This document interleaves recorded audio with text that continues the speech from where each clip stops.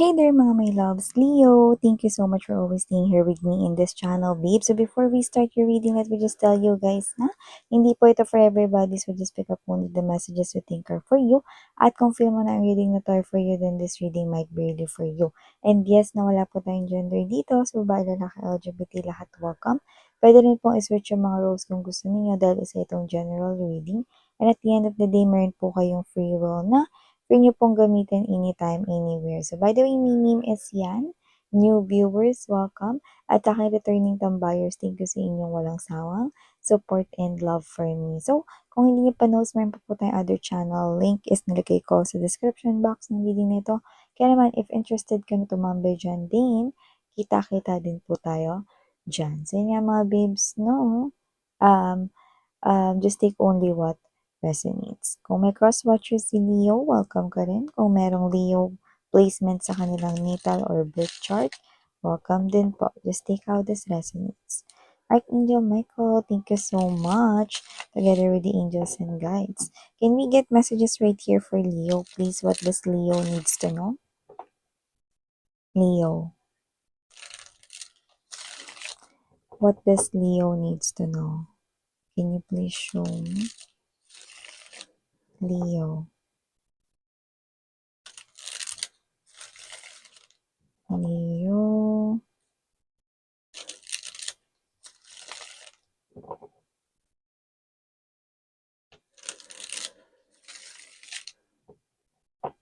Okay, so let's go ahead and check these messages right here for you, Leo. So you do have here, Leo, the Page of Coins. Nandito din, Two of Cups. Present din here, Eight of Wands. Andito din po, Five of Swords. Present din, Empress energy. Andito din po, Knight of Pentacles. Bottom of the deck here for you guys, Ten of Coins, Six of Swords, and the Hermit energy. Yan. Sug natin dito mga babes, no? Malaki pa pala yung space. Okay.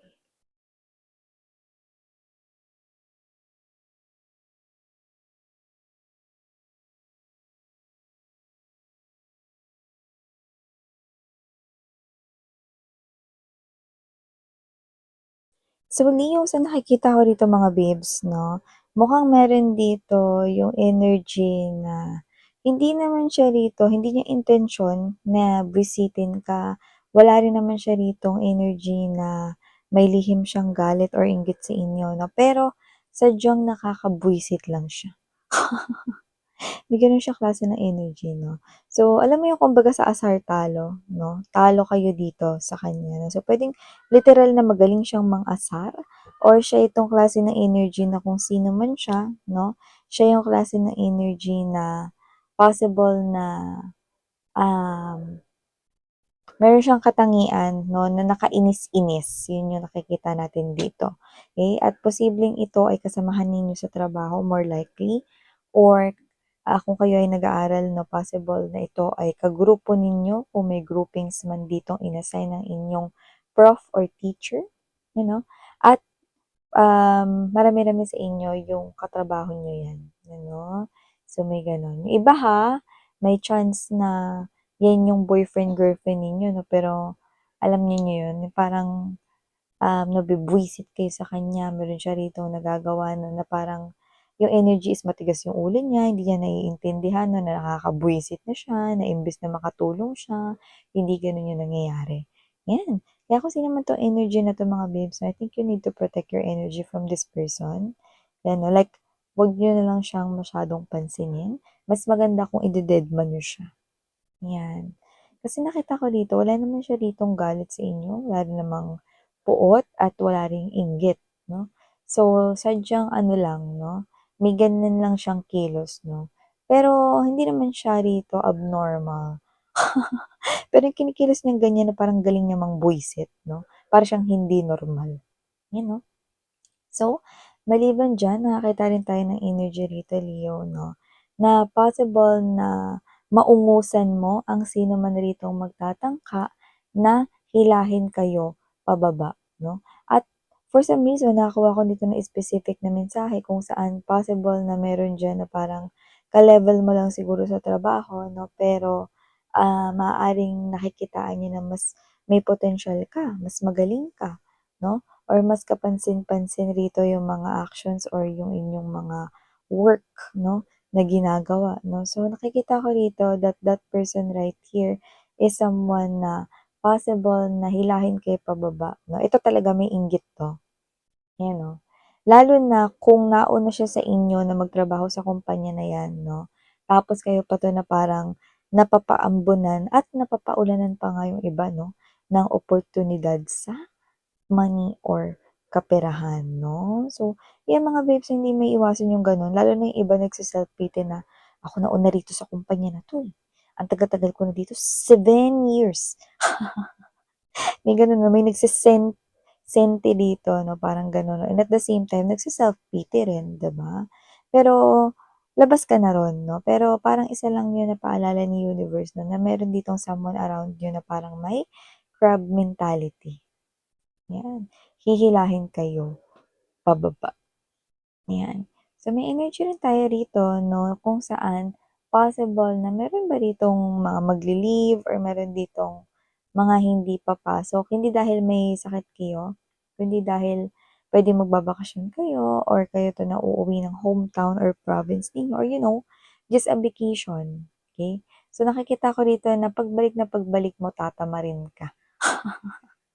At dahil diyan, possible 'no, na meron ka ritong ma-delay or ma-mislook na something urgent. Kaya ang payo ko sa inyo 'no, ayusin na ang inyong tables kung kayo ay working in a company at office setup kayo.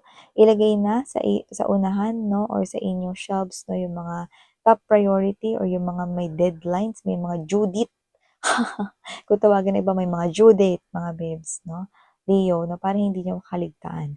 Kasi nakikita ko rito 'no, na alam mo yung happy ka dahil nagbakasyon ka, relax ka, wala kang stress dahil nagbakasyon ka 'no. Maaaring magkaroon ka ng problema dahil diyan sa pending na 'yan 'no, na work na hindi mo magagawa or mami-mislook mo. So iniiwasan natin yun siyempre para tuloy-tuloy rito 'no yung happiness mo kasi nandun ka pa sa parang may jet lag ka pero happy ka. So, I think there is a very important travel na gagawin mo, 'yan. So, for some reason nakita ko na parang pag-a-unwind yun at the same time pagre-relax 'no, because hindi ka dito nagwo-work, you're just relaxing, okay, your mind and your body, soul, 'yan.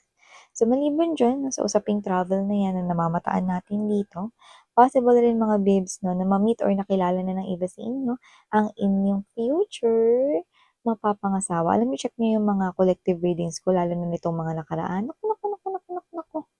Baka andun na yung mga senyales at mga hints, clues, signs na hinahanap mo diyan sa, new love, future love na 'yan 'no. Basta dito very sincere and at the same time 'no, meron kayo ritong mga, differences 'no, pero meron ding mga similarities 'no. At I think yun yung mas magpapakaroon ng interes 'no, from both sides ninyo 'no, yung similarities ninyong dalawa. So, dahil dun, mas gugustuhin niyo pang makilala pa ang each other more. Yan. So, since your energy is coming right up to you, nakita ko mapapangasawa niyo na siya because I'm seeing it from here, Empress to the Two of Cups energy. It looks like this is you even though no, na yung energy mo ay magse-step in ka sa pagiging masagana, uunlad yung career mo, no? So, I do pick up right here, nagaganda yung buhay mo, no? At itong tao na to ay magiging blessed pa rin sa inyo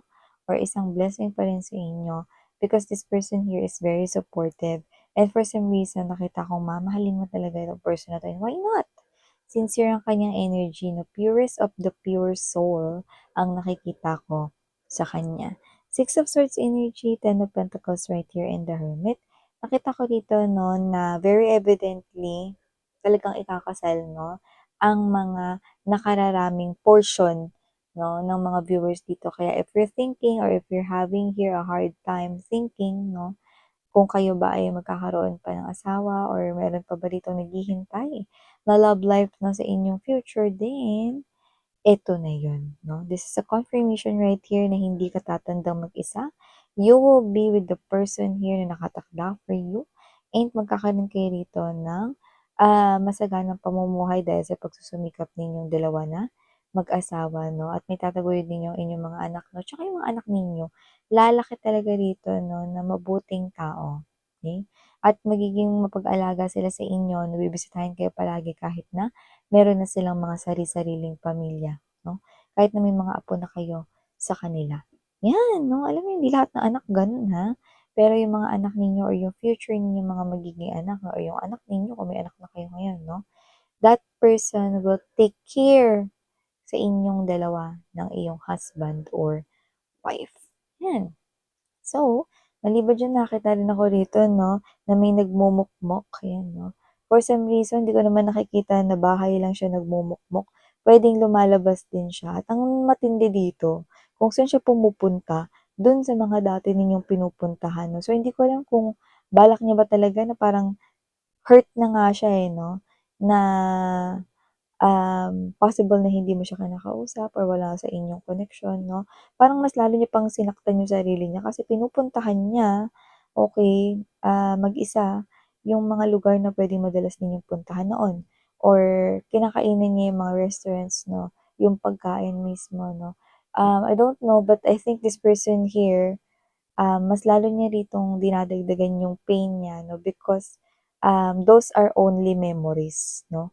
Wala naman kayo dun physically. So, I do pick up that this person here is longing for you, an energy here of your ex, may ganun tayong klase ng energy, or this is a friend na hindi nagawang umamin ng feelings sa inyo. Because there's something here hidden and it keeps on turning and turning to the point na parang anytime sasabog na yung kanyang loob.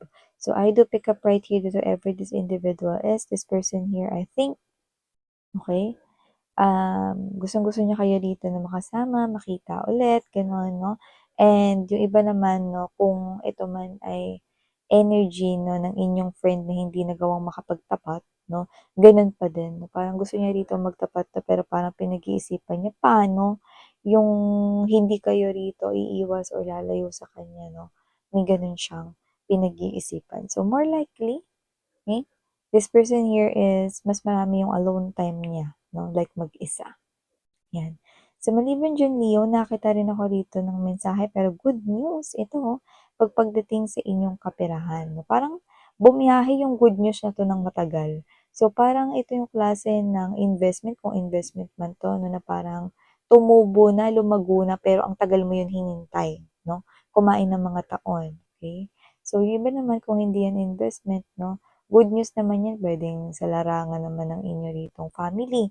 Baka meron dito na matagal nang kunwari 'no, kunwari lang 'to example, matagal nang makapasa sa board exam pero hindi makapasa-pasa, but now nakapasa or makakapasa na, yung nakikita natin dito. So, parang ito yung klase ng good news na bumiyahe ng matagal kasi high chance na kung ano man ito, matagal mo na yan na parang gusto sanang matapos or gusto sanang ma-achieve yung success out of that, may gano'n. 'Yan. So, nakita rin tayo dito ng energy 'no, ito talaga ex mo 'to, Nahihirapan talaga 'to mga babes 'no, na maka-move on ngayon, lalo na, okey, sa kanya ritong daily routine. Ha? Ano namang kinalaman ko sa daily routine niya, miss 'yan?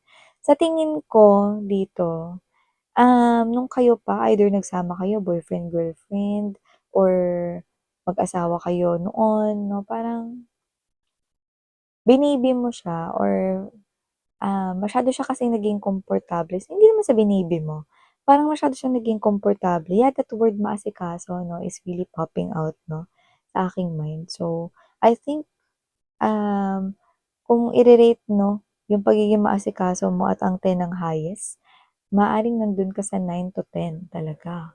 Okay, so yun yung paano ko ngayon, 'di ko alam kung anong color ng necktie yung susuotin ko kasi si Leo yung nagbibigay sa'kin, 'yan. Pati necktie hindi alam kung anong isusuot, eh. Paano nga ba 'to, hindi ako marunong magtali ng necktie na 'to, si Leo lang kasi yung marunong, you know? So, 'yan ang mga pauna na realisasyon ng tao na 'yan 'no. So, hanggang kailan 'yan? Sa nakikita ko mas lalo pa 'yan na po-progress 'no, hanggang sa nakikita ko dito na hindi niya na yan kaya pang pigilan 'no. So, possible na if ganun man, meron ditong indikasyon na makipag-usap yan sa inyo. Okay, so ito yung mga mensahe nakuha ko para sa'yo, Leo. Thank you, muli ako po sa'yo. Sarang heal, love, and light. Annyeong.